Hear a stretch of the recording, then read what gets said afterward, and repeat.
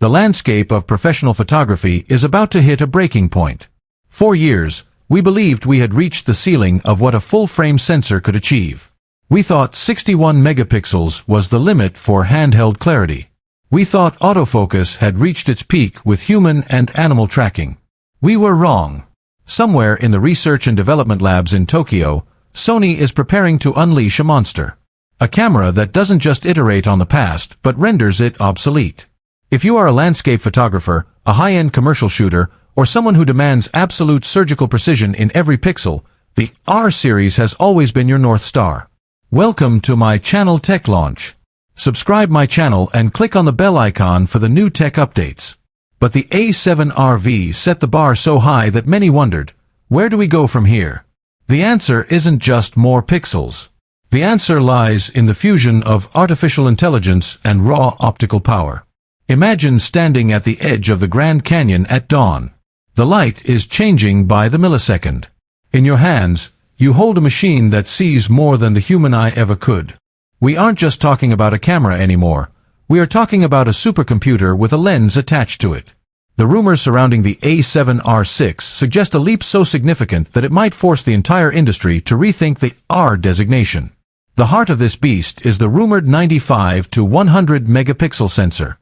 For years, the medium format world, Phase 1, Hasselblad, and Fujifilm's GFX system, has looked down on full-frame shooters, claiming that 35mm sensors simply couldn't handle that level of density without losing dynamic range.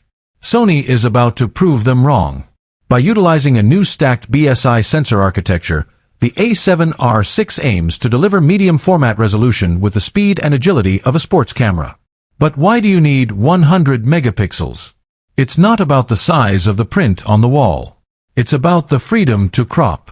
It's about shooting a wide landscape and being able to punch in 400% to find a hidden detail, a bird in a tree, or a texture in a rock, and having that crop look like a high-resolution masterpiece on its own. It is total creative sovereignty. However, resolution is a double-edged sword. More pixels usually mean more noise and slower processing. This is where Sony's new Bion's XR2 processor comes into play. To handle the massive data throughput of a 100 megapixel sensor firing at 10 or 15 frames per second, the A7R VI requires a processing engine that can handle gigabytes of data every single second without overheating. This isn't just an upgrade, it's a complete overhaul of the camera's nervous system. Let's talk about the invisible hand that guides every modern Sony shooter, the AI processing unit.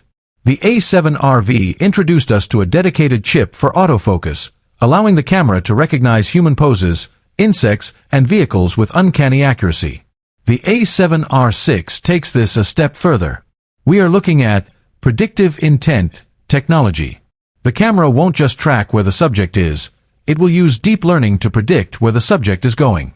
If a bird is about to take flight, the AI recognizes the muscular shift before the wings even move.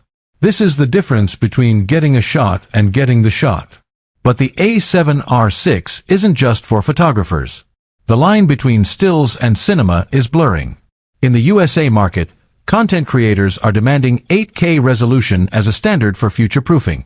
The A7R VI is expected to deliver 8K 60p video with